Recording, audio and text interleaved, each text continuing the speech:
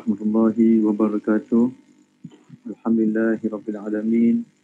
Wassalatu wassalamu ala asyrafil anbiya'i wal mursalin sayyidina Muhammadin wa ala alihi wa sahbihi ajma'in. Allahumma salli ala sayyidina Muhammad. Allahumma salli ala sayyidina Muhammadin fatihi lima khuliqa wal khatami lima sabaq. Nasil haqqi bil haqq wal hadi ila siratikal mustaqim. وعلى آله وصحبه حق قدره ومقداره العظيم أما بعد. Assalamualaikum warahmatullahi wabarakatuh. Indah berbalam si awan petang, berarak di celah pepohon ara. Pemanis kalam, selamat datang, awal bismillah, pembuka bicara. Alhamdulillah, setinggi-tinggi syukur kepada Allah Subhanahu wa taala. Salawat dan salam ke atas junjungan besar Rasulullah sallallahu alaihi wasallam, kepada ahli keluarga baginda, kepada para sahabat radhiyallahu alaihim ajma'in. Alhamdulillah, dengan limpah dan kurnianya dapat kita bersama pada pagi yang mulia ini, pagi hari Minggu, dalam webinar yang berjudul Peranan Institusi Pondok dalam Pengukuhan Jati Diri Watan, yang merupakan siri Bicara Watan 2.0. Ianya merupakan anjuran inisiatif Pertubuhan Kebajikan Al-Ishraq Nusantara dengan kerjasama Pondok Moden Nusantara atau PMNI, Gabungan Mi'raj, Nahdlatul Ulama Malaysia dan Mampir Malaysia, yang bertujuan memberikan kefahaman serta kesedaran kepada seluruh umat Islam di negara ini, khususnya terhadap keperluan diperkasakan institusi pondok dan madrasah sebagai platform strategik dalam agenda pengukuhan jati diri sebagai benteng ampuh dalam menyikapi pelbagai cabaran serta ancaman sosio budaya tanah air masa kini. Sebelum kita meneruskan webinar kita pada pagi ini, marilah sama-sama kita membuka majlis ini. Mudah-mudahan kita mendapat barakah dengan umul kitab Al-Fatihah.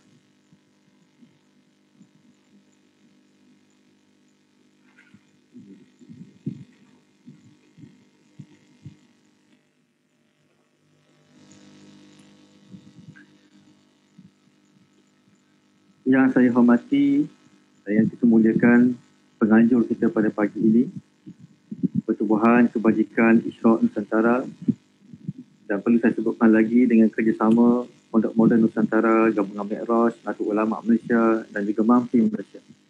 Dan yang kita kasihi barisan panelis yang sudi melapangkan masa mereka, walaupun panelis kita pada pagi ini, yakni Dr. Aiman, Dr. Muhammad Aiman Al-Kiti, Dr. Amram Muhammad, Ustaz Baba Idris Muharram, termasuk golongan yang masa sangat menceburui mereka. Selamat datang kami ucapkan, ahlan wa sahlan. Dan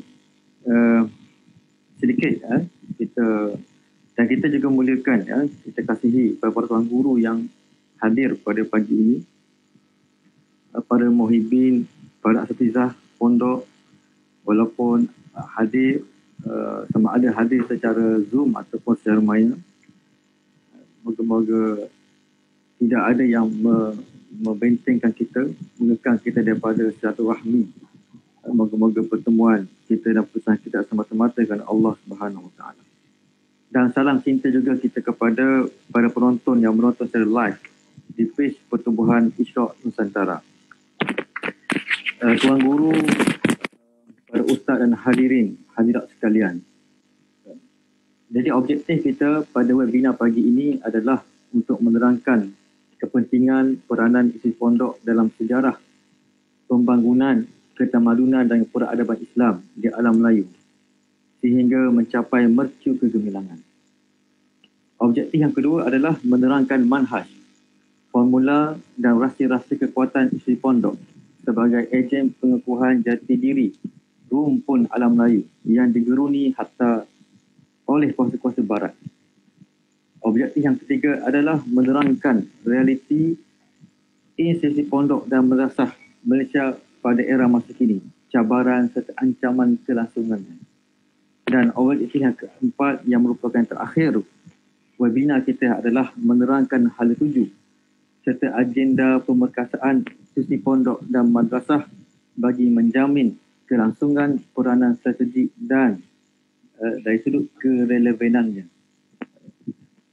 Sebelum itu, saya berharap dan meminta tolong pada para hadirin yang menonton secara live di Facebook agar dapat share live ini, share dan terus share ke grup masing-masing, ke wall masing-masing. Semoga dapat memberi manfaat kepada sahabat-sahabat di ruang lingkup muka buku kita ya. Baik, suka cerita sebelum saya mulakan, saya nak berkongsi sedikit tentatif acara webinar kita pada pagi ini. InsyaAllah dalam tempoh 2 jam kita akan webinar. Bermula 9.45 pagi, atau 9.30, tak apa. Kita akan mulakan dengan pembincangan pertama oleh Dr. Muhammad Aiman Al-Kiti yang berjudul Institusi Pondok Nusantara, Warisan dan Harapan Pendidikan Agama Umat Islam. Kemudian disusul dengan soal jawab. Kemudian pembincangan yang kedua oleh Yang Berbahagia Dr. Amran Muhammad yang bertajuk Tajdid Sistem Pondok Teras Kebangkitan Ahli Sunnah wal Jamaah di abad ke-21. Kemudian juga disusuli soal jawab selama 15 minit. Kemudian pembincangan ketiga, Pondok dan Pusaka Jati Diri Emas Nusantara oleh Yang Berbahagia Al-Fadhil Ustaz Muhammad Idris bin Muharram. Kemudian disusuli soal jawab.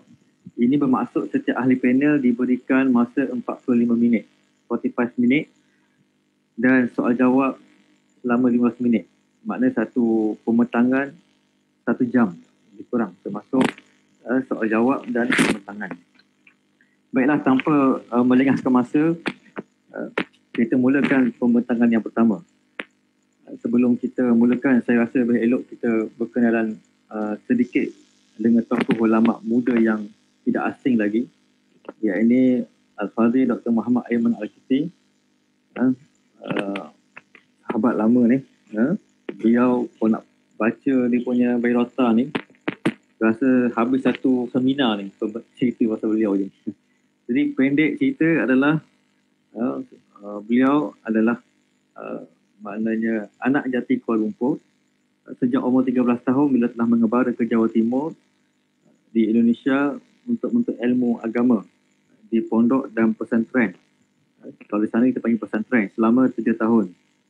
Kemudian setelah lulus sejak aliyah pesantren dari Madrasah Nizamiyah Pondok Pesantren Darulatul Ulum Kediri Jawa Timur. Kemudian beliau dilantik menjadi ustaz di pondok tersebut dan berkhidmat selama 6 tahun. Dan pada masa itu beliau aktif bergiat dalam Majlis Bahasa Masail, sebuah forum muzakarah fatwa yang menjawab berbagai persoalan umat Islam di bawah keleluan Nahdlatul Ulama. Beliau menamatkan pengajian pada peringkat sarjana muda di Fakulti Syariah Sekolah Tinggi Agama Islam Negeri. Ini Institusi Agama Islam Negeri atau IAIN Kediri. Dia peringkat kemudian menyambung ke peringkat sarjana di Universiti Hasan II Casablanca Maghribi dalam bidang akidah dan agama di Islam Barat. Dan seterusnya menyambung ke peringkat Dr. Falsafah atau PhD di universiti tertua di dunia, iaitu Universiti Al-Qarawiyyin Maghribi dalam bidang akidah dan pemikiran Islam. Alhamdulillah ketiga-tiganya Al-Fadhil panel kita lulus dengan kepujian kelas pertama. Dan sebagai rekod dan sejarah, beliau adalah orang Melayu Malaysia pertama mendapat kelulusan Dr. Falsafah dari universiti tertua tersebut. Di Maghribi, Dr. Muhammad Aiman yang juga, maaf sebut doktor, yang juga merupakan pengamal tarekah dan pecinta jalan kesufian, aktif mengajar mahasiswi dari Malaysia, Indonesia, Thailand secara talaki dengan mengasaskan sebuah majlis taklim dengan nama Pondok Jawi Maghribi. Ia bertempat di I'm not sure nak sebut Sala ke Sale ke, Dr. nanti perkara bertempat di Sale Maghribi. Dr. Muhammad Aiman juga aktif membentang kertas kerja dan seminar-seminar antarabangsa di Strata Maghribi, Nusantara dan Eropah. Sekarang beliau berkhidmat sebagai pensyarah dan peluang profesor di Kuliah Ilmu Wahyu di Universiti Islam Antarabangsa Malaysia, dan beliau juga berkhidmat ataupun aktif di dalam gerakan Nahdlatul Ulama Malaysia sebagai Ketua Lajnah Bahsul Masail. Cukuplah pengalaman kita dengan Dr. Mak Iman yang kita tak perlu nak sangat masyhur dah. Boleh google saja nama beliau di internet, dalam pelbagai cerita-cerita berkenaan beliau sama ada di media sosial juga di paparan akhbar-akhbar. Baik, saya dengan ini segala hormatnya kami segala hormatnya menyerahkan majlis ini kepada CD kita, Fadil kita Dr. Muhammad Aiman Al-Akiti untuk membentangkan kajian beliau. Bismillahirrahmanirrahim. Assalamualaikum warahmatullahi wabarakatuh. Alhamdulillahirabbil alamin. Assalatu wassalamu ala asyrafil anbiya'i wal mursalin wa ala alihi wa ashabihi ajma'in wa la hawla wa la quwwata illa billahil aliyil azim. Allahumma la sahla illa ma ja'altahu sahla wa anta taj'alu hazana idza syi'ta sahla. Rabbi shrah li sadri wa yassir li amri wa hlul 'uqdatam min lisani yafqahu qawli. Amma ba'du. Pada yang terhormat Tuan Moderator Siti Hanif yang saya hormati dan saya kasihi, kepada fellow pembentang dalam seminar mampir yang saya hormati iaitu Al-Fadil Dr. Amran Muhammad selaku bos besar kami yang dah lama bersama dalam memperjuangkan Ahli Sunnah wal Jamaah di tanah air ini, kepada sahabat lama saya iaitu Al-Ustaz Al-Fadil Idris Muharram, atau nama gaul dia, kalau Indonesia kita panggil nama gaul tu keren.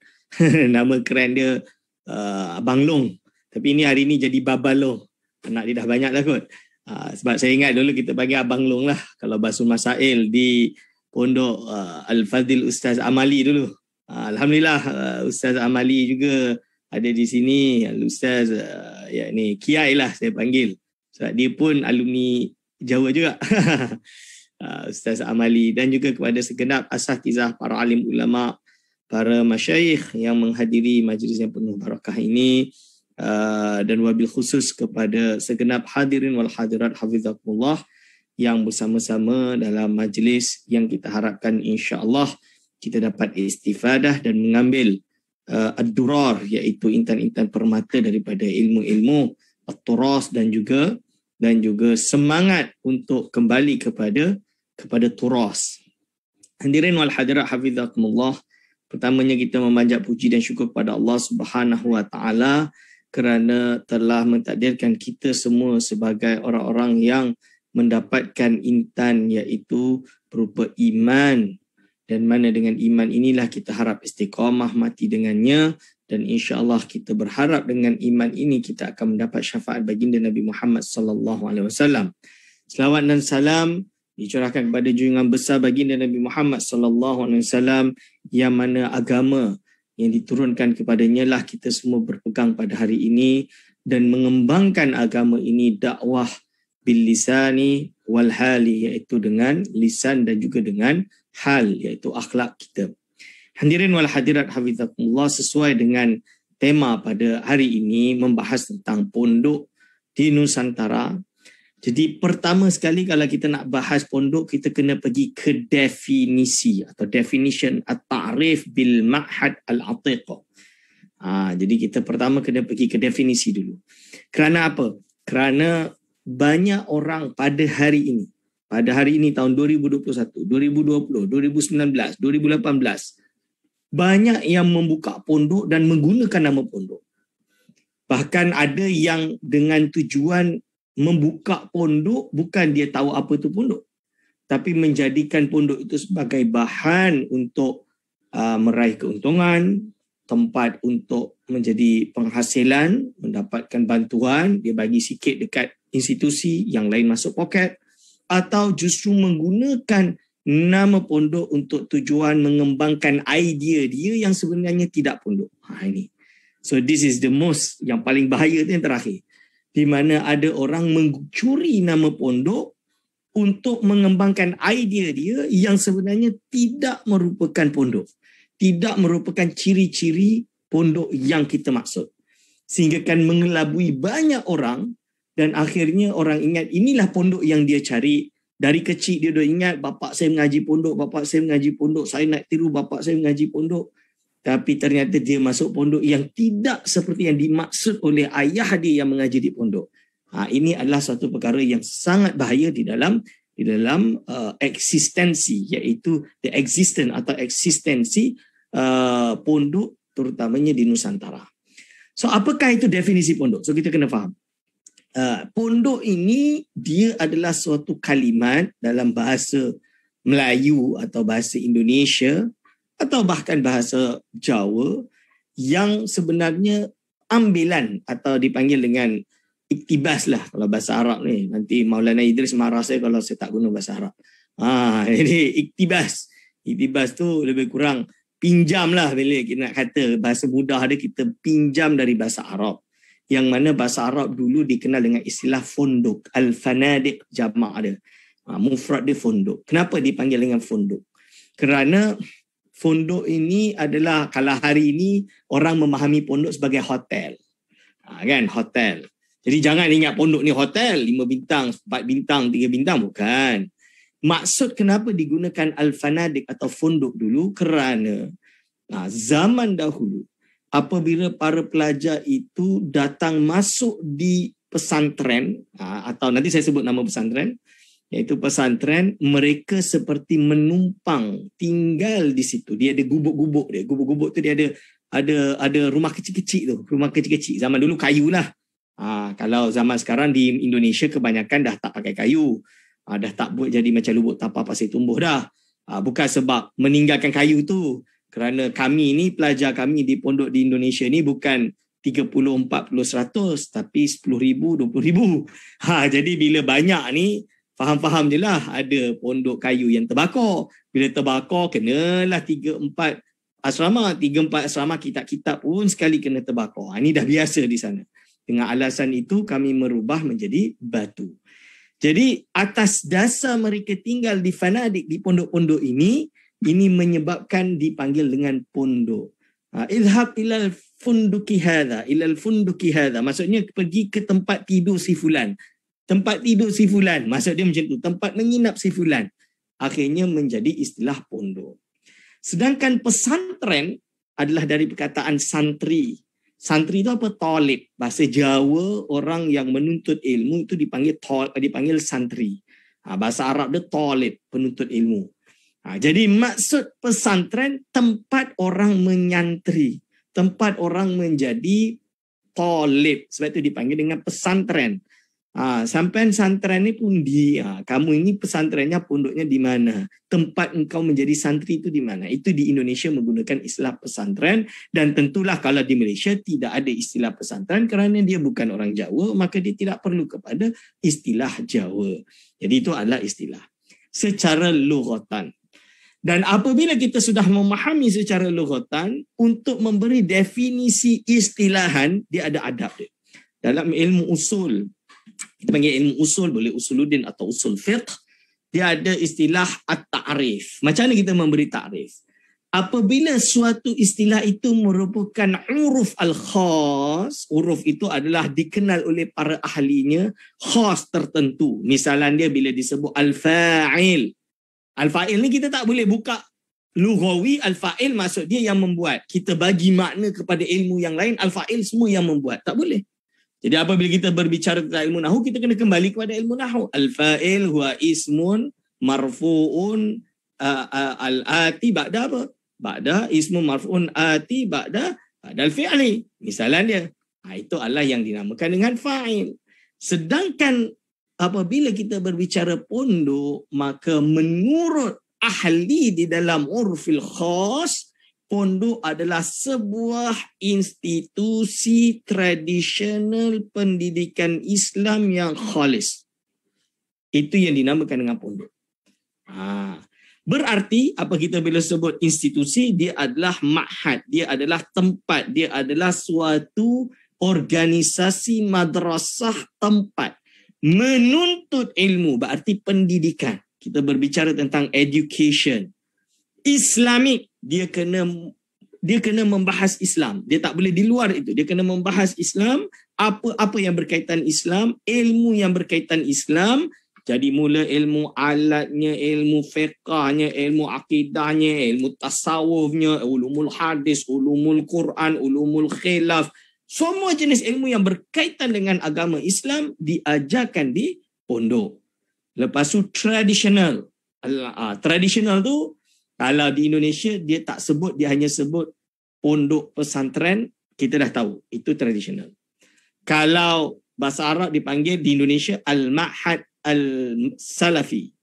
Kerana di sana di Indonesia bila As-Salafi, maksud dia As-Salaf, pondok salaf bahasa Indonesia, atau bahasa Arab dia Al-Ma'hadu As-Salafiyu. Itu memiliki erti pondok pesantren tradisional. Dia kena jadi Ma'had Salaf, berarti pondok pesantren tradisional, pondok salaf. Kalau di Maghribi menggunakan istilah Al-Madrasah Al-Atiqah.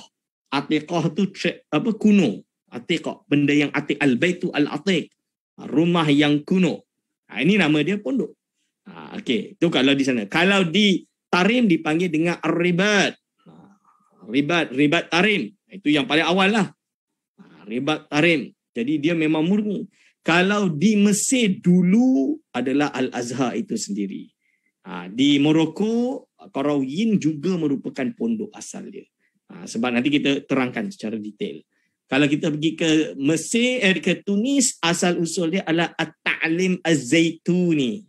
At-Ta'lim Az-Zaituni. Itu adalah pondok. Jadi ini adalah tradisional. So tradisional dia ada ciri-ciri dia. Apakah ciri-ciri tradisional?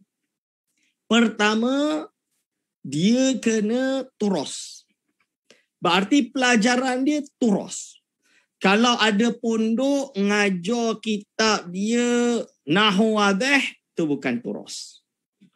Kita tolak. Kita tak boleh pakai tu. Okey. Kalau pondok orang mengaji Fathul Qorib, itu turos. Ada pondok kitab fiqh dia Bulughul Maram, salah jalan. Sebab Bulughul Maram kitab hadis, bukan kitab fiqh. Contoh dia. Kalau pondok kitab akidah dia Imam Sanusi atau Mu'allafatus Sanusiyah au ma yajri yang berjalan atasnya, maka dia dikatakan pondok. Tapi kalau kitab akidah dia At-Tauhid Saleh Fauzan Al-Fauzan, itu bukan pondok tradisional. Ini contoh dia. Kalau kitab tasawuf akhlak dia kena ada kitab tasawuf akhlak dari mulai kecil-kecil sampai besar dan lain-lain. Ini nama dia turas. Tapi kalau dia punya silibus adalah moden, itu bukan turas. So, kalau bukan turas, bukan tradisional. Sama ada dia kena letak istilah moden, seperti di Indonesia pondok-pondok moden dipanggil pondok pesantren modern. Berarti kita tahu ini moden. Moden ni berarti adalah nahwu wadihnya dan lain-lain tu ada. So kalau saya yang nak letak anak saya, nak jaga anak saya dengan cara turas, saya tak hantarlah pondok moden. Misalan dia, itu contoh dia. Ini nama dia tradisional. Dan ini sama.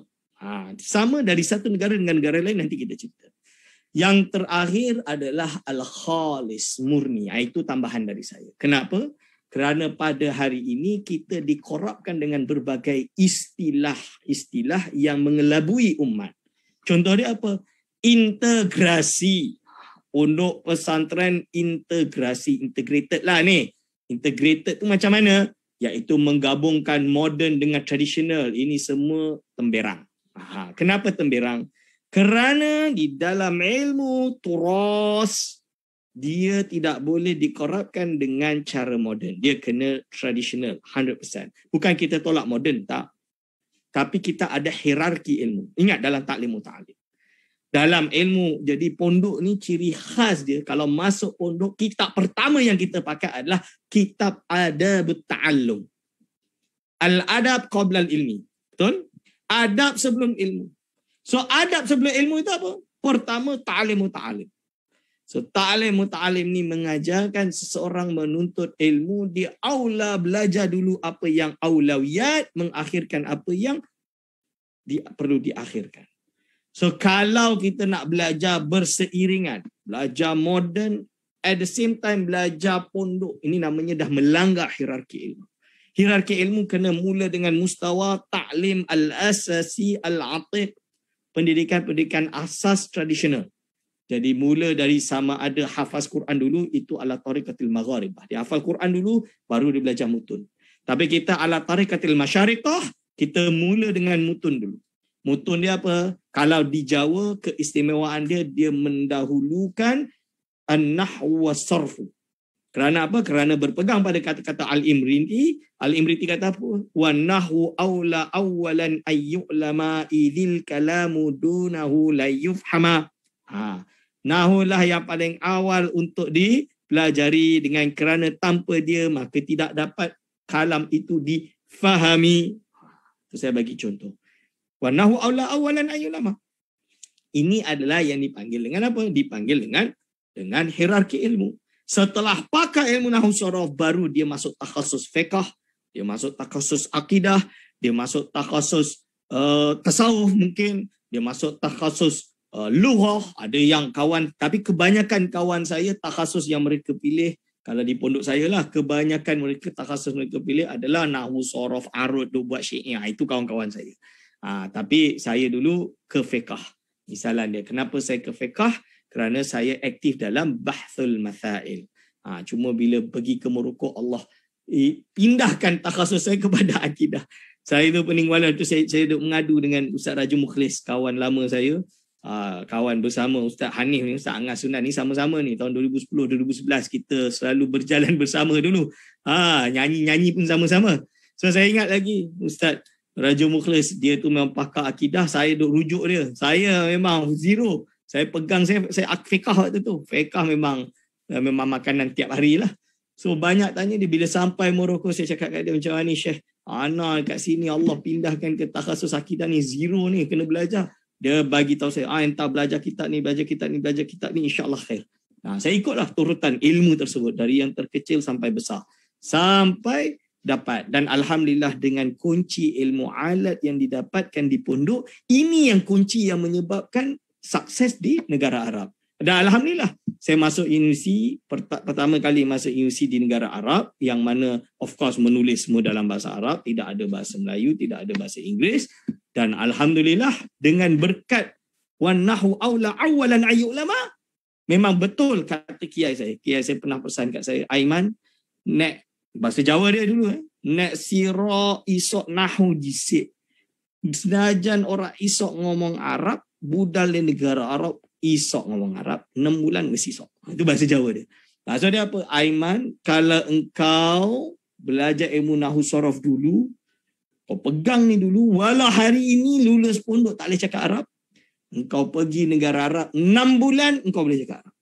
6 bulan, memang betul alhamdulillah. Saya pergi negara Arab, 6 bulan saya dah boleh cakap Arab. Ini contoh dia, misalan dia. So apa terjadi? Alhamdulillah kami bersaing di Universiti Arab, dan saya termasuk pelajar yang mendapat mutafawwiqin. Tahun pertama buat masa tu terus mutafawwiqin, iaitu mendapat first class, berkat daripada ilmu nahwu. Bukan kerana saya mengajar di sana ke, bukan kerana saya apa ke, bukan kerana tesis saya ke, bukan. Tapi kerana berkat nahwu dan sorof. Sebab itu saya pegang turas itu, dia selalu mendahulukan nahwu dan sorof, mengalahkan ilmu yang lain. Sebelum masuk ke ilmu lain, nahwu sorof tu kena pegang dulu. Jadi ini al-khalis. Kalau integrated, kalau integrasi, gabungan, dia hilang fokus. Kita jumpa banyak orang-orang yang lulusan dari pondok-pondok modern kalau di Indonesia, atau kita panggil juga orang-orang yang lulus daripada integrasi, dia tidak ada concentration. Lebih-lebih lagi dia tidak ada al-khalis. Apa itu al-khalis? Juga al-khalifis manhaj. Al-khalis fil manhaj, muri di dalam manhaj. Jadi salah satu keistimewaan pondok pesantren, pondok sistem tradisional, di mana pun berada, dia memiliki kesamaan, iaitu manhaj kena jelas. Apakah itu manhaj kena jelas? Kalau kita duduk di pondok pesantren di Indonesia, di pondok di Malaysia, saya sebut pondok di Malaysia, jangan anggap bahawa pondok di Indonesia lebih tua dari pondok Malaysia. Tak. Kerana menurut sejarah, Islam sampai dulu di Aceh dan juga dan juga negeri selat bukan negeri selat tanah Melayu lebih dahulu dari Jawa, dan Jawa datang kemudian. Jadi kenapa? Pondok yang ada di tanah Melayu zaman dulu, Aceh zaman dulu sudah mengadakan sistem makna dobit ala pondok tradisional. Itu menurut kajian saya. Bukan Jawa. Jawa datang kemudian. Hanya saja Jawa preserve. Kenapa preserve? Kerana mereka tahun 1926 apabila pembawakan tajdid, pemikiran baru, enlightenment, tanwiri atau dipanggil dengan gerakan Muhammad Abduh yang datang di Indonesia dengan nama Muhammadiyah. Melakukan pembaruan dalam pendidikan dan lain-lain. Jadi pondok-pondok tradisional tahu ini ancaman. Ini tahadiat. Kita panggil ancaman itu maksudnya dalam bahasa Arab tahadiat. Suatu perkara yang boleh mengganggu ketulinan pesantren. Maka mereka memilih untuk preserve sistem lama mereka dengan dobit makna. Dan ini tidak terjadi di tanah Melayu. Pondok-pondok yang banyak, yang jauh sebelum kemerdekaan hebat-hebat di tanah Melayu, hilang kesempatan untuk melindungi sistem mereka dan menggunakan sistem mereka ini sebagai sistem namazij atau dipanggil model seperti yang disebut dalam pondok model Nusantara Isyraqi ini. Jadi tak sempat untuk jadi macam tu sehingga banyak pondok-pondok berubah menjadi sekolah-sekolah, dimodernkan, kitab pun hilang. Yang sepatutnya stamp 1002 bait, sekarang stamp jadi 200 bait. Tak tahulah Al-Azhar boleh terima ke tak terima kalau dia tahu benda ni. Tapi ini fakta. Budak lulus stamp Mumtaz Mutasafi baca kitab tak reti. Ini adalah fakta. Ini adalah fakta. Saya kata terus, ini adalah fakta. Dan ini adalah memalukan Malaysia. Berbeza dengan Indonesia. Di mana di Indonesia waktu itu di pondok-pondok mereka preserve. Mereka kena jaga kitab mereka. Sehingga kan bila nak diambil untuk dijadikan sekolah, pertama sekali yang dilakukan oleh kiai-kiai. Bersama-sama, diorang berkahwin sesama sendiri. Satu pondok dengan pondok lain kahwin. Untuk menguatkan jaringan tersebut. Ada pondok nak jatuh hantar santri untuk hidupkan balik. Misalan dia. Dengan tujuan apa? Agar supaya pondok ini kuat bersama-sama, tetap independen, dia khalis dari segi manhaj, tidak mengambil manhaj yang merubah jati diri turos itu sendiri. Dan ini yang terjadi. Jadi bukan sebab apa? Sebab mereka tidak ada payung. Islam itu tidak ada payung. Kerana apa? Mereka bukan negara Islam, mereka negara Pancasila. Jadi siapa pun boleh naik. Kerajaan tak boleh tentukan. Kamu tak boleh macam ni, kamu boleh macam ni. Tak boleh. Diorang tak ada mufti. Mereka tidak ada mufti yang berfatwa. Tidak ada. Jadi Majlis Ulama Indonesia bukan mufti. Majlis Ulama Indonesia hanya organisasi yang mengumpulkan ilmuwan untuk mengeluarkan suatu fatwa yang tidak ada nilai hukum sebenarnya. Nah, berbeza dengan kita. Tapi justru kita di Malaysia yang ada payung, tapi pondok semakin lama semakin surut. Kerana apa? Kita tidak ada persatuan. Bukan persatuan organisasi, persatuan iaitu kebersamaan untuk pegang erat mempertahankan turas. Jadi kalau saya diusulkan untuk di Malaysia, maka saya kata tak kisahlah. Saya bukan ada yang kata saya, dia kata Ustaz Aiman tu bukan pondok Malaysia ni, pondok Indonesia, beza lain. Tak, jangan. Kita apa? Kita ini turas. Apabila kita berbicara turas, segala perbezaan geografi tidak menjadi masalah. Yang penting kita ada satu persamaan. Apakah itu? Iaitu manhaj kita. Manhaj turas. Dan manhaj turas ini memiliki persamaan bukan hanya di Malaysia, bukan hanya di Indonesia, tapi bahkan di seluruh negara sampai hujung barat. Iaitu kalau di Maghribi kita panggil dengan fil aqdil asy'ari wa fiqhil maliki wa fit tariqil junaidi ats-tsaliki. Apa maksudnya? Akidah berpegang dengan akidah Asy'ariyah atau Maturidiyah. Di Maghribi of course Asy'ariyah, tak ada Maturidi. Wa fiqhil maliki, mereka bermazhab Maliki kerana mereka tak ada mazhab lain kecuali Maliki, dan mereka preserve sampai hari ini. Kementerian Wakaf dan Majlis Ilmi itu majlis fatwa Maghribi sampai hari ini berfatwa pegang kuat dengan mazhab Maliki wa fit tariqil junaidi as-saliki, dan berpegangan pada manhaj Imam Imam Junaid al-Baghdadi di dalam tasawuf. Ini adalah pegangan dustur mereka. Dan ditambah satu lagi, hanya sebagai substitute, dipanggil dengan apa? Dengan qiraat warish. Kerana mereka warish. Kita hafaz kan, mereka Warash. Ini misalnya.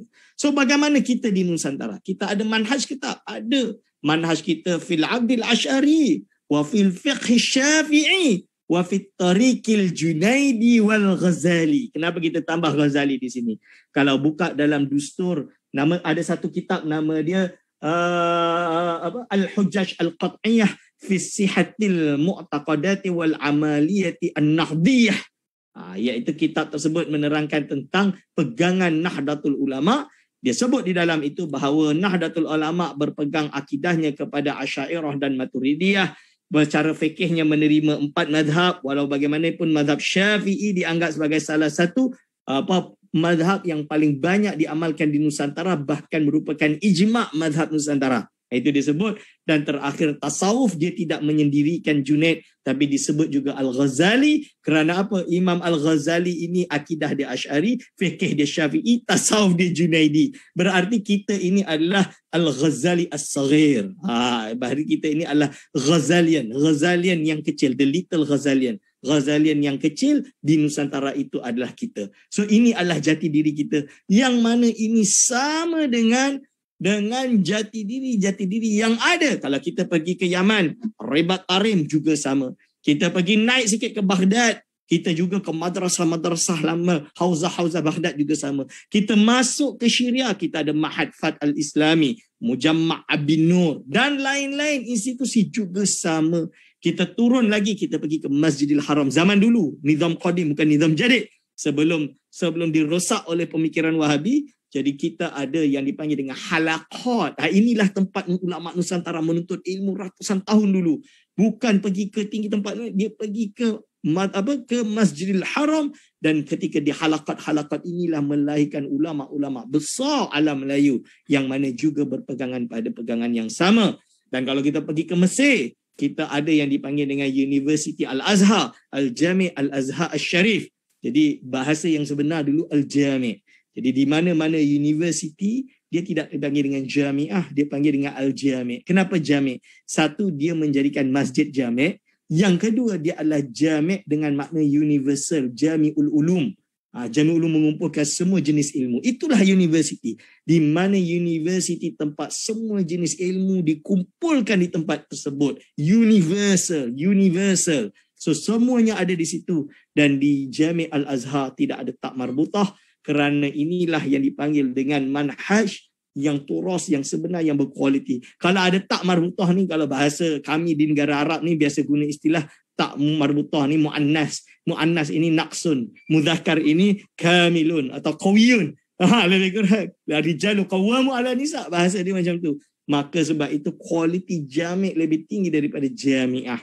Dan begitu juga Zaitunah yang wujud jauh sebelum Al-Azhar, yang mereka ada Ta'lim Az-Zaituni, memiliki manhaj yang sama, akidah Asy'ariyah, fikih Maliki, tasawuf Junaidi. Pergi ke Algeria, kita ada banyak mahdarah dan jami', dan kita masuk ke Morocco iaitu Jami'ul Qarawiyyin yang sampai hari ini masih berjalan sebagai universiti dan pondok, juga mempertahankan turas. Bayangkan kitab akidah dia masih pertahankan Jauharut Tauhid sebagai akidah yang hari ini masih dipakai, iaitu memakai syarah Ithaful Murid. Sebab tu saya datang, dia pakai syarah Nuh Ali Salma Al-Qudad.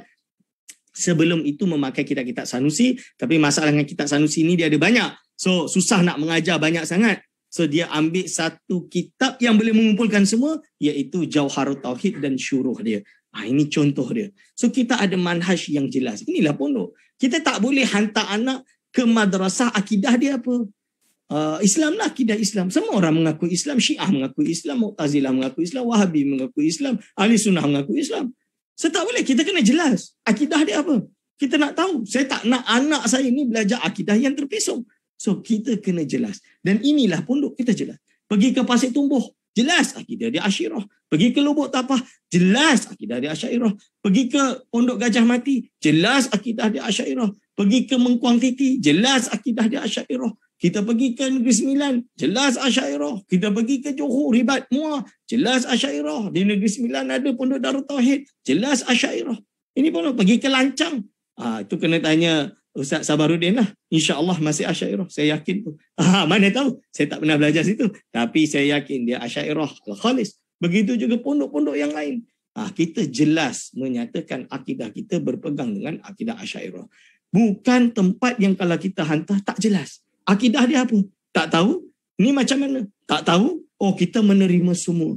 Itu tak boleh. Kerana apa? Saya nak bagi tahu. Macam mana kita nak terima sebuah madrasah yang menerima semua akidah. So maksud dia apa? Nak jadi Syiah boleh? Boleh. Nak jadi liberal boleh? Boleh. Macam mana tu? Dekat universiti boleh? Lain. Universiti dia memberi kebebasan intelektual dengan alasan apa? Kerana dia tak doctrinate. Means kita dibebaskan untuk berbicara dengan idea kita, pendapat kita, macam Oxford University. Itu pun tidak terjadi di Qarawiyyin. Di Qarawiyyin tak boleh. Dia memang Asy'ariyah. Dia dah warn dah. Yang Wahabi, Salafi memang susah nak lepas kat situ. Kalau masuk pun memang kena basuh lah. Tiap-tiap hari kena basuh. Kena basuh tu masalah. Lecturer akan membebel lah biasa. Ini contoh dia. Tapi saya bagi contoh. Kalau di Nusantara ini. Di Nusantara ini, kita tidak boleh, tak mampu nak buat sebuah madrasah pondok yang menerima semua. So macam mana? Anak keturunan Nahdlatul Ulama, lahir-lahir pakai bendera Nahdlatul Ulama, Ahlussunnah wal Jamaah. Akan tetapi otak dia Muhammadiyah. Boleh ke tak boleh? Kalau basically di Malaysia macam inilah. Mengaku Ahlussunnah wal Jamaah. Tapi bila dia berbicara, otak dia otak Wahabi. Boleh ke tak boleh? Ini bahaya ni. So jadi di dalam konteks pesantren, pondok, dia kena jelas. Maksud dia jelas apa? Kita kena jelas. Akidah kita apa? Akidah kita ini. Kena jelas. Itu misalan dia. Nahu kena jelas. Jadi ini adalah yang dipanggil dengan definisi pondok. Kalau kita dah faham perkara ini, so saya harap dengan terwujudnya pondok model Nusantara Al-Ishraq ni, saya tahu saya dah hadir 2-3 session tapi tak sempat memberi idea, dan kesempatan ni saya nak bagi idea. Kalau buat pondok di Malaysia, ingat, kita kena ikut manhaj turas. Dan manhaj turas bukan berarti kita tolak moden. Saya pun belajar universiti, Ustaz. Ya, beza dia apa? Kami di Indonesia turas tu dulu. Habiskan turas. Setelah habis turas, baru kita masuk moden. Dan masuk moden di Malaysia tak susah. Masuk ambil stamp, Julai paper dah dapat sijil, ambil SPM, Julai paper atau apa dah dapat sijil SPM, boleh masuk universiti. Misalnya. So dia dah ada ilmu turas yang komplit. Bila dia masuk universiti, dia boleh gabungkan ilmu tersebut dan dia boleh menjadi tokoh Ahlussunnah wal Jamaah yang berkelayakan. Ini kita yang kurang. So cara nak buat dia, kita kena apa? Kita kena pastikan pertama, sudah waktunya kita ada jenjang kelas. Di Indonesia dipanggil klasikal, bukan klasik tapi kelas, iaitu sistem berjenjang yang jelas. Jadi di Indonesia hampir 80 tahun yang dulu dah melakukan reformasi pendidikan. Maksud reformasi pendidikan bukan dia moden kan. Bukan. Maksud dia bezakan dia beza dengan kelas sahaja. So dia ada kejenjangan kelas, ada kelas 1, 2, 3, 4, 5, 6, 7. Nama terserah. Fala musyahata fil asami ba'da fahmil ma'ad. Nama terserah. Jadi dia buat kelas, maksud dia ada 7 tahun punya program. Ada yang 9 tahun punya program, ada yang 6 tahun punya program, ada 4 tahun punya program. Ada 4 tahun pun ada. Pondok Pelosok 4 tahun. Pondok Lirboyo 9 tahun. Pondok saya 7 tahun. So program ni macam mana? Dia mula dengan 5 ibtidak, 6 ibtidak, 1, 2, 3 sanawi, 1, 2, 3 ali. So kitab dia dijelas. Awamil Jurjani. Lepas tu Jurumiyah, Ad-Durrah Al-Yatimah. Lepas tu Al-Imriti, Alfiyah Ibn Malik setahun. Itu di pondok saya lah. Masuk aliyah Jarul Maknun setahun, Uqudul Juman 2 tahun. 5 kelas 2 dengan kelas 3 aliyah. Masuk di Lirboyo juga sama. Jurumiyah, Fusulul Fikriyah, Mutammimah, baru nanti Alfiyah 2 tahun. Lepas tu Jarul Maknun setahun. Lepas tu Uqudul Juman 3 tahun. Misalan dia. Kalau masuk pondok pelosok, lagi singkat. Jurumiyah, Imriti, Alfiyah, Jarul Maknun. 4 tahun selesai. Dia buat macam tu, 4 tahun. Tapi keras lah. Means kalau setahun tu kena hafal. Kena khatam. Ini misalan dia. Dan nanti buat ujian. Jadi pelajaran-pelajaran fiqh juga ikut. Lulus, nanti dia ada ujian. Apa maksud ujian tersebut? Means dia nak lulus satu jenjang ke jenjang yang lain, dia kena ambil ujian. Dan ada ujian, dia ada panitia, ada komiti ujian dia. Saya dulu memang selalu jadi komiti ujian lah. So ada hafazan. Kalau tak hafal Alfiyah 500, tak boleh ambil ujian. Tak hafal Imriti kamil, tak boleh ambil ujian. Tak hafal Durrah Yatimah kamil, tasrif, tak hafal, tak boleh ambil ujian. Misalan dia. So dia kena hafazan. Masuk ambil ujian. Dah lulus darjah, ambil ujian. Terakhir nak lulus ujian, baru dia boleh naik kelas. Dia dapat sijil. Sijil ni tak diakui oleh MQA, tak apa. Jalan. Indonesia misalnya ni kita jalan ni. Last Nahdlatul Ulama yang iktiraf, Nahdlatul Ulama yang hantar pelajar-pelajar pergi ke Qarawin, pergi ke Ribat Tarim, pergi ke Jamiatul Ahqaf di Tarim, pergi ke Al-Azhar, hatta pergi ke Universiti Madinah pun ada. Itu sampai macam tu. Betul dia buat. Tapi yang dah alim lah, yang dihantar ni yang dah alim-alim pergi sana nak dapat sijil dia. Misalan dia. Dan ini terjadi. Dan mereka mengembangkan ilmu tersebut. Dan lain-lain pulang tu mereka mengembangkan ilmu tersebut. So ini yang kita kena buat. Iaitu kesatuan. Bukan persatuan NGO. Bukan organisasi. Tapi kesatuan. Kita NGO dah terlalu banyak lah. Kalau kita ada Naam, kita ada Islami, kita ada Sunni, kita ada Masyhur, kita ada semua ni banyak jenis ni, banyak ni buka yang baru, semua buka yang baru. Okey, tapi apa yang kita dapat? Kita tidak ada kesatuan. Kesatuan itu apa? Kita adalah kalimatis sawa, bersama-sama, kerjasama, bersatu untuk memperjuangkan ahli sunnah wal jamaah. Bagi yang pondok berjuang melalui jalan turus, mendukung yang moden, yang jalan moden berjalan dengan moden, mendukung yang turus, yang azhari jalan dengan azhari, yang daripada tabligh iaitu dipanggil dengan Darul Ulum Dioban, berjalan dengan Dioban. Daripada yang melalui jalan lain, kita jalan bersama-sama, beriringan, saling tolong menolong. Ini dipanggil dengan kesatuan. Ini kita tidak ada. Kalau kita nak turus, kita tolong yang turus. Kita nak moden, kita tolong yang moden. Ada yang boleh buka universiti ahli sunnah jamaah, kena inklusif, jangan eksklusif. Inklusif itu apa? Yang pondok-pondok ni kita ajak. Dan jangan kita tunjukkan kita sahaja kena ikut cara aku, tak boleh ikut cara lain. Tak boleh. Kalau itu dah jadi eksklusif, susah orang nak masuk. Jangan. Kita raikan semua. Asalkan ahli sunnah, raikan semua bersama-sama. Ini adalah suatu kekurangan kita. Kita tidak ada kesatuan. Kita tidak ada tokoh karismatik. Satu orang kesatuan boleh menggabungkan untuk mengembangkan sistem demi ahli sunnah wal jamaah. Jadi hadirin wa hadirat hafizakumullah. Saya tak tahu saya sampai pukul berapa. Saya tahu tadi 10.15 tapi waktu saya dah kena ambil lambat. So Ustaz Angas sebenarnya kena bagi tahu kalau waktu dah nak habis. Jadi kalau kita dah faham maksud sistem tradisional ini, maka apa kelanjutan in the future kita nak buat? Apakah kita hanya menerima siapa yang letak nama pondok itu pondok? Tidak. Dia kena ada ciri-ciri yang saya sebutkan tadi. Dan kita ingat, pondok ini tak boleh belajar hanya 2-3 tahun. Pondok adalah tulus zaman. Sebab apa? Kerana pondok dia mendidik ilmu dan hal. Ini banyak yang dah mula tinggal. Ilmu tu apa? Pertama dia kena jadi alim. Yang kedua dia kena hal. Hal itu apa? Kalau bacaan dalam taklim ta'lim, yang namanya tok guru, sekali guru sentiasa guru. Sekali guru, kalau berbeza pun, dia akan berbeza, dia sabar dan dia letak diri dia sebagai murid selama-lamanya. Di Malaysia tak. Guru saya ni. Berbeza sikit, hantam guru ni, guru saya ni salah ni, ni jahat ni, keluar ahli sunnah ni, sesat ni apa. Betul ke tak? Mana adab? Mana akhlak? Mana ta'lim yang ku mengaji waktu awal-awal masuk pondok dulu? Mana? Ini terjadi di Malaysia.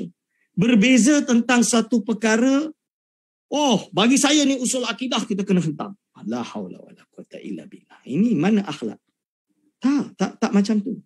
Kita di Malaysia dah kalah jauh dengan pondok di Patani yang bukan negara Islam. Kita dah kalah jauh. Mereka masih maju ke hadapan. Kerana apa? Mereka bukan negara Islam, justru mereka perjuangkan turas tersebut. Kita yang negara Islam ni justru turas kita dah hilang. Turas yang terutama adalah akhlak. Cuba bayangkan, ta'lim. Kita rujuklah ta'lim. Tak payah jauh-jauh. Pelita penuntut kalau tak salah terjemahan bahasa Melayu. Saya pertama masuk pondok di Indonesia, kitab pertama saya ta'lim. Yang kita belajar tu ta'lim. Adab kita dalam menuntut ilmu. Ini mana? Kerana apa? Kekurangan kita tidak mendidik hal, keadaan murid tersebut. atau murid tersebut tidak merasakan roh daripada pengajian hal. Sebab itu penting guru-guru kena ada. Saya tahu semua yang hadir di sini rata-rata adalah asatizah daripada pondok. Kita kena ada ma yakhruju minal qalbi yaqa'u fil qalbi. Ini yang penting. Ma yakhruju min qalbi, apa yang keluar daripada hati dia akan lekat dalam hati. Kalau kita tidak ada perkara ini, tuan-tuan dan puan-puan, ini susah. Kerana apa kita susah? Kerana kita tidak ada ruh ilmu tersebut untuk diamalkan oleh murid kita. Ini yang susah. Kita banyak pondok madrasah keluar dibina macam cendawan. Tapi pelajar 20, 30, 20, 30, 30, 40, kembali ke 20, tinggal 10, tinggal 5, mati. Ini adalah yang terjadi. Kerana apa? Kerana orang tak merasa dia menasakan manisnya ilmu. So kita kena hidupkan lagi manisnya ilmu dengan cara ma yakhruju minal qalbi yaqa'u fil qalbi. Mendidik murid kita dengan hal. Ini perangai apa? Keluar dari pondok, kerja dia adalah duk kapikan orang. Keluar dari pondok, kerja dia troll orang. Keluar dari pondok, kerja dia duk sesatkan tok guru sendiri. Ini bukan akhlak dari pondok. Kami terus terang di Indonesia ada yang namanya Bahsul Masail. Bahsul Masail itu apa? Ustaz Amali ni nombor 1 lah, paling hebat. Kita kalau Bahsul Masail ni duduk ni, berdebat hujah hukum hakam. Kiai duduk kat depan. Berbeza pendapat, berhujah, baca kitab. Kita baca kitab berbeza. Habis majlis duduk ketawa. Kalau orang Indonesia tu dengan ngopi ni, dengan udut dia, itu dia orang lah. Saya tak ikut lah. Tapi itu budaya mereka. Boleh duduk dan berbeza. Tapi kita di Malaysia tak boleh nak duduk berbeza, tu tak boleh. Jom kita duduk baca kitab, kita buka baca sama-sama. Tak boleh. Tak boleh. Okey, jom kita muzakarah sama-sama. Tak boleh. Dan kalau lepas muzakarah, boleh tak kita lepas muzakarah lah. Ini tak habis muzakarah, troll orang. Sesatkan orang. Mula duk buat fake account, mula duk buat fake page. Hentam sana, hentam sini. Ini bukan akhlak yang diajarkan di pondok. Di mana? Siapa yang ajar macam ni? Tak payahlah nak sebut sistem pondok turus, tapi kalau perangai duk troll orang, perangai duk ngata orang, perangai tidak ikut apa yang disebut di dalam ta'lim muta'alim. Ini saya tegas dalam bab ni. Kalau ada pondok yang perangai dia macam tu, saya tak nak kata pondok. Jauhilah orang yang berakhlak seperti itu. Kalau saya berbeza, kita siap duduk sama-sama. Jom duduk, kita baca kitab, kita selesaikan. Bahasa masail. Kita hadap-hadapan, tak payah nak gaduh, berbeza biasa. Imam Ibnu Hajar berbeza, Ar-Ramli biasa. Dulu berbeza ulama, berbeza biasa. Manhaj berbeza biasa. Saya ada kiai nama dia Kiai Yasin Ashmuni. Dia dengan dia punya saudara sendiri berbeza. Pondok sini dengan pondok situ. Memang gaduh dah lama. Tapi bila acara makan duduk sama. Ini saya bagi contoh.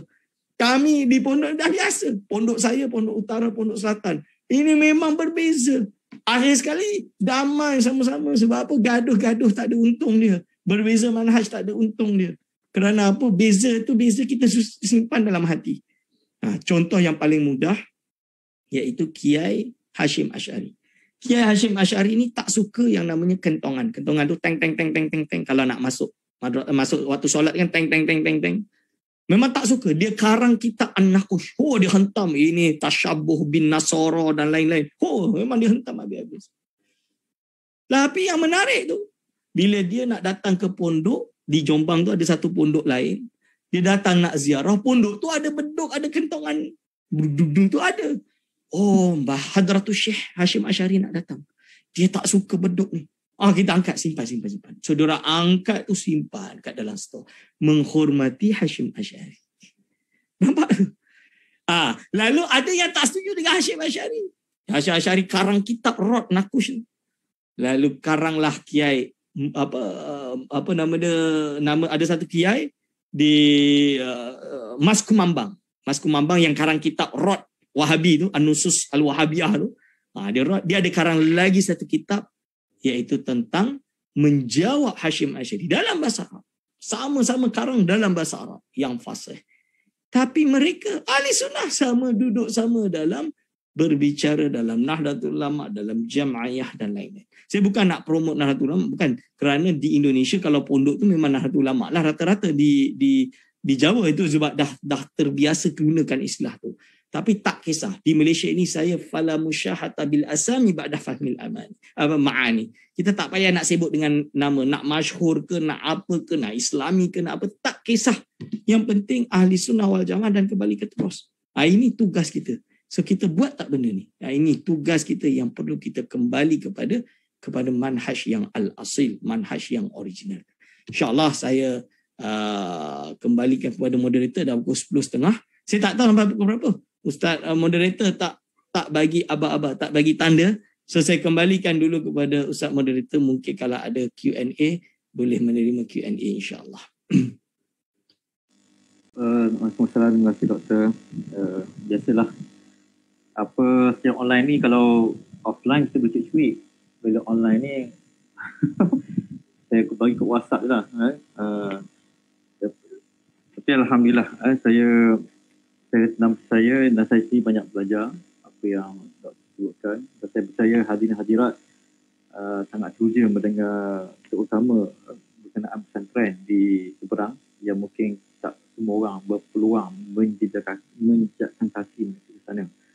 Alhamdulillah saya daripada apa pemetangan tadi doktor tadi, kalau dalam nahu dia kata lafzul mufid murakkab. Kalau kita buat dari segi formulanya TMAMH, tentulah pertama pondok ni mesti turaf, turaf bukan moden, dan qalnya adalah ilmu alat. Kemudian M, murni, khalis, maknanya khalis, belajar, maknanya tidak campur dengan moden tu boleh tapi kemudian doktor ya. Kemudian A-nya adab, ini yang perbeza besar antara santri-santri, orang belajar pondok dengan orang-orang yang belajar di sudut lain, sehingga dikatakan ciri utama pelajar santri atau pondok adalah adab. Hilang adab, hilanglah kesantriannya. Dan M seterusnya adalah manhaj, yang paling penting di madrasah atau pondok atau juga nama pesantren atau nama-nama yang lain, mesti malah jelas ini Asy'ariyah. Di konteks itu Nusantara, Asy'ariyah, kemudian fiqh Syafi'i tanpa kita menolak kehadiran mazhab yang lain. Kemudian tasawuf, Imam Junaid al-Baghdadi dan Al-Iman al-Ghazali. Dan yang poin terakhir yang disebutkan doktor, hal. Ini juga satu pembeza besar kita dengan isu lain, hal yang ada pada diri seorang guru itu dipanggil pelajaran dada ke dada, hal bihal. Bukan sudah pelajaran antara kitab dan kitab, tetapi apa yang dada guru itu pergi ke dada murid. Dan Alhamdulillah kita menerima beberapa soalan. Dan kita terima dahulu soalan daripada Ustaz Abu Hanifah. Pertama, ada suara-suara yang mengatakan tidak ada keperluan kewujudan madrasah atau pondok kerana mereka berdalilkan suasana di setengah negara Arab. Mohon jawapan tentang pentingnya kewujudan pondok-pondok dan madrasah di negara kita. Yang pertama, Doktor. Okey, boleh respon dulu soalan daripada Ustaz kita. Saya kalau banyak sangat nanti lupa. Okey. Okey. Bismillahirrahmanirrahim. Soalan ni jelas yang mengatakan seperti itu yutwa wala yurwa atau bagi saya batil. Sebab apa? Dia tak tahu di negara Arab banyak pondok, cuma nama dia bukan pondok. Saya bagi contoh Maghribi. Kalau nak tahu di Maghribi ni sama dengan Malaysia, sama dengan Indonesia, di mana dulu dia ada universiti, ada dirasat Islamiyah, pengajian Islam di universiti ini. Orang yang lulus daripada madrasah, maksud dia sekolah. Kalau bahasa Melayu kita selalu guna istilah, budak ni budak sekolah tak cukup 2 sekolah. Itu betul. Di sana pun sama. Budak ni keluaran madrasah. Madrasah ini berarti sekolah biasa, masuk di universiti jamiah, mu'annath. Tidak masuk jami' qarawiyyin, tidak muzakkar. Lebih kurang macam itu. Dan di Maghribi, jangan ingat bahawa dia ni tidak ada madrasah. Sebelum tahun 2000, dia ada universiti banyak dan dia mengeluarkan doktorah, dakatirah. Tapi dianggap ilmu diorang lemah. Yang alim ini dari madrasah dia dipanggil dengan madaris atiqah. Pondok-pondok lah. Cuma nama dia lain lah sebab dia orang Arab kan. Al-madrasah al-atiqah. Mereka tak guna istilah pondok, nanti salah masuk kan. Pondok tu hotel kalau dekat negara Arab. Ini yang saya dah sebut lah definisi awal tadi. Dari sini, pondok madrasah atiqah di Maghribi ada yang sampai umur dia 700 tahun, 800 tahun. Masih hidup sampai hari ini. Contohnya Syekh Mulud Sariri, salah seorang guru usul yang besar, dia mudir kepada madrasah di sana. Beza madrasah pondok di Maghribi dengan di Nusantara, dia tidak diwarisi. Tapi dia adalah sistem qabilah. Maksud qabilah tu apa? Ada qabilah ni dia bina madrasah 300-400 tahun dulu. Sampai hari ini, mana-mana orang qabilah yang kerja kat luar negara ke kat mana akan bayar zakat, bayar wakaf, zakat dan lain-lain ke qabilah, dan duit itu diberikan kepada siapa? Kepada pelajar dan mudir di madrasah tersebut. Sebab itu pendidikan percuma. Syarat dia kena hafal Quran lah baru boleh masuk madrasah. Ini yang susah. Dan faqih yang ada kat situ, tok guru kat situ, bila dia jadi tok guru sampai dia mati, dia akan digaji. Dia diberi gaji oleh qabilah. Duit gaji itu dia beli rumah kat luar. Kalau dia mati, anak dan isteri dia kena keluar dari rumah dan duduk kat rumah yang dia beli. Dan madrasah dia akan diwarisi oleh murid ataupun alumni yang alim atau dari pondok-pondok lain yang paling alim akan dipilih dan akan duduk situ menjadi tok guru sampai dia mati. Macam tu sistem dia, sistem qabilah. Dan ini ada di negara Arab. Sampai tahun 2000, maka Qarawiyyin dijadikan universiti bersijil yang mana boleh dari pondok-pondok tutup masuk. Barulah dia buat sistem universiti itu. Dan pada waktu itu, barulah pondok-pondok ini boleh menyalurkan pelajar dia. Yang sebelum ni nak masuk universiti biasa tak boleh. Barulah mereka masuk di Qarawiyyin tahun 2000. Ketika naiknya Muhammad Khamis. Dipanggil dengan At-Taqlim Al-Atiq. Barulah pondok-pondok yang ratusan tahun itu memiliki silibus taklimatik tetap turus, tapi di bawah sistem kerajaan Morocco. Dan sampai hari ini, sijil pondok mereka diakui, dipanggil dengan At-Taqlim Al-Atiq. Pelajaran dia turus, Alfiyah Ibn Malik, Syarah Ibn Aqil, Makudi, Jurumiyah, sampai kepada Jarul Maknun, sampai kepada kitab-kitab fikih Maliki lah. Ibn Hamdun, Mudawwanah, akidah dia Jawharut Tauhid, Sanusi dan lain-lain. Sama. Tapi turus. Taklim Al-Atiq. Dan sijil itu boleh masuk universiti. Sekarang dah boleh masuk universiti biasa dah. Dan boleh masuk universiti biasa, budak-budak pondok ni jauh mutafawid daripada budak yang pergi sekolah biasa. Ini fakta. Siapa kata tak ada pondok? Ada pondok. Bezanya di Malaysia ini, yang kedengaran suara adalah daripada arus perdana. Pondok yang dulu arus perdana yang memperjuangkan kemerdekaan di negara ini sekarang dah jadi sekunder.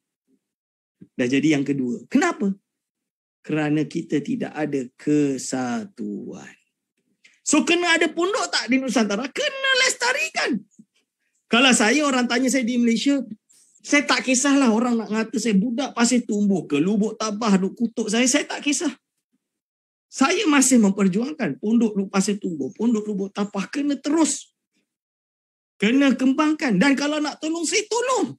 Apa yang boleh saya tolong? Saya tolong. Cuma yang saya harapkan kesatuan tadi. Ini yang kita tak ada. Kita tak ada kesatuan. Bila kita nak kesatuan ini? Bila kita nak kesatuan? Saya tak kisah organisasi. Fala musyahata bil asami ba'da fahmil ma'ani. Ini yang saya nak. Semangat kesatuan tu kita kena ada. Bersama-sama. Dulu tok guru tu sama-sama kumpul muzakarah alim ulama di kepala batas. Keluarkan duit sendiri untuk pergi muzakarah. Sanggup berkorban demi muzakarah. Hari ini kita, nak kesatuan susah. Jadi jawapan kita jangan tergantung pada kerajaan. Kita tak boleh bergantung pada kerajaan. Kita kena berdiri dengan kaki kita sendiri, buktikan bahawa pondok ini ada kualiti. Budak lulus TAM, Mumtaz Mutasafi tak boleh baca kitab. Budak lulus pondok, sijil pondok kita yang kita bina sendiri, semuanya alim-alim belaka. Bila itu nampak, saya contohlah, kalau ada orang, dia nak hantar anak dia dekat pondok, dia pilih, nak hantar pondok mana? Ana tengok dari pondok ni, yang keluar semua alim-alim belaka. Tak ada sijil. Jauh lebih alim dari budak yang pergi keluar Ma'had. Mumtaz Sofi tu. Mana satu nak pergi? Nak hantar Mumtaz Sofi, stamp? Atau nak hantar dekat tempat yang ni aku yakin hantar kat sini, keluar jadi alim. Cuba kita bayangkan. Kalau ada pemikiran macam tu. Ini saya bagi contoh. Ini yang terjadi di Indonesia. Ini yang terjadi di Patan. Kenapa orang letak budak di pondok, di madrasah daripada pergi sekolah? Sebab pergi sekolah tak menjadi. Pergi sekolah tak menjadi. Bolehlah keluar, boleh kerja, boleh apa, tapi tak ada ilmu, zero. Keluar pondok, tanya hukum, kitab keluar. Nihayatul Muhtaj, Tuhfatul Muhtaj, Syarah Muhadzab. Keluar kitab, baca kitab, lancar. Tengok, semua relax je, tak ada masalah. Pergi kat sekolah ada. Cakap pun dah salah. Tanya hukum pun tak reti. Misalan dia. Unzur maqal wala tanzur manqal. Kita tengok apa yang produk dia. Jangan tengok siapa dia, sijil macam mana. Tak. Kita tengok produk dia, orang dia. Ini tuan-tuan dan puan-puan. InsyaAllah ini pendapat saya daripada Ustaz Abu Hanifah. Jadi teruskan. Tapi kita kena bersama-sama kesatuan kita untuk pondok ini. Okey, terima kasih. Okey, kita ambil satu soalan daripada Facebook ni. Dia kata, Assalamualaikum, Saudara Moderator dan Ustaz Dr. Aiman Al-Kiti, saya mahu bertanya. Institusi pengajian di pondok ini, pelajarnya duduk di sana. Menuntut ilmu berkaitan agama di sana. Senang kata menuntut ilmu akhirat sahaja. Tetapi mereka bila keluar dari pondok, mereka tidak bawa imej seperti seorang pelajar pondok. Contohnya, ada yang tahfiz, tapi di luar mereka melayani dunia alam maya, main media sosial, bermain permainan atas talian. Ini berdasarkan pemerhatian saya bila saya berjumpa dengan pelajar pondok. Apa pandangan doktor tentang situasi ini? Okey, bismillahirrahmanirrahim. Mungkin ini masalah dia yang saya sebut tadi. Kemungkinan ada di kalangan, saya tidak tahu yang mana, tak tahu madrasah yang mana, namakan pondok tapi tidak mengajar akhlak. Kan kita boleh nampak hari ini saja, tak payah susah. Institusi dia, madrasah ni menjalankan sistem pondok, turas, ahli sunnah wal jamaah, tegas dan lain-lain. Tapi bila berbeza pendapat, berhujah, serang dia macam mana? Buat fake account, serang sana, serang sini, kutuk sana, kutuk sini, main medsos dan lain. Ini namanya mencuri nama pondok tapi tidak menjalankan semangat dan roh pondok. So, kalau ada yang macam ni, lari. Tafiru, tak payah hantar anak kat tempat institusi macam ni. Tak jadi alim pun. Sebab apa? Akan menyebabkan anak dia menjadi rosak. So, jangan. Pondok yang sebenar kita hantar, kita jelas. Kalau kita berhujah, kita berhujah. Kita duduk berhujah, kita berhujah. Berbeza pendapat, kita berhujah.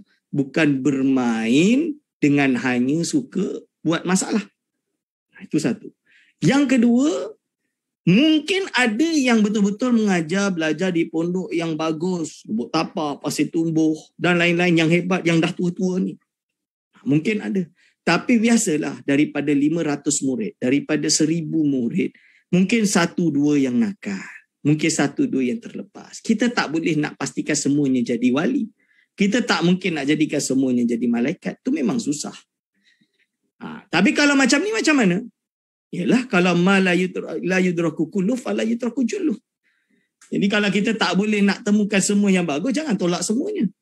Kan? So ini istilah dia. So macam mana? Kita berharap insya-Allah kita punya ustaz-ustaz, tok guru kita istiqamah, dan bukan hanya istiqamah tapi juga mendidik murid-murid itu dengan hal. Itu yang saya sebut bil ahwal. Dan kita kena tahu selanjutnya, kadang-kadang kalau hanya sekadar main media sosial, buka Facebook, main game, itu biasa. Pondok tu biasa. Bukan pondok budak. Nama dia budak, biasalah tu. Keluar dari madrasah masih main game, biasalah tu. Itu namanya orang muda tu biasa. Itu bukan suatu aib. Yang penting dia ada akhlak, dia jaga solat 5 waktu dia. Cuba kalau dia diberi suatu tanggungjawab yang besar dan dia mula dewasa, mula ada wisdom, dah wise, dah cerdik, panggil dah pandai, dah cerdik, maka insya-Allah dia tahulah jaga, dia akan tinggalkan semua perkara itu. Itu bagi saya tak ada masalah. Yang terpenting ilmu itu. Yang terpenting ilmu. Ada satu junior saya di pondok di Indonesia. Junior, dia ni, yalah, kena faham di Indonesia ni lain sikit. So, diorang ni biasa. Pelajar santri tu kalau waktu cuti tu pakai jeans. Tu biasa, dia sengaja. Sebab apa? Setahun pakai sarung, lebih kurang macam tu lah kan. Teringin nak pakai seluar. Bila cuti je mula pakai jeans. Ada pasal lagu kuat-kuat. Pakai walkman, pakai headphone tu boleh pasal. Ada. So saya ada satu junior ni. Dia jadi YouTuber dekat media sosial ni. Dekat Facebook dan Twitter dan lain-lain. Macam gaul lah, macam orang tak pergi pondok, duk lepak kat mall ke kat mana ke, macam mak rempit. Tapi bukan mak rempit pun, tak ada motor pun, tak mampu beli motor pun. Macam mak rempit lah, tapi tutup aurat lah.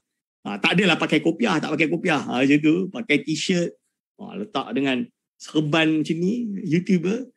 Tapi YouTuber dia apa? Membetulkan bacaan pendakwah selebriti. Bila baca Arab salah, itu dia betulkan nahwu sorof dekat situ. Hukum hakam pun dia betulkan dekat situ. Bila ada pendapat yang salah, dia kata ni salah ni, kitab dia ni. Dia baca kitab.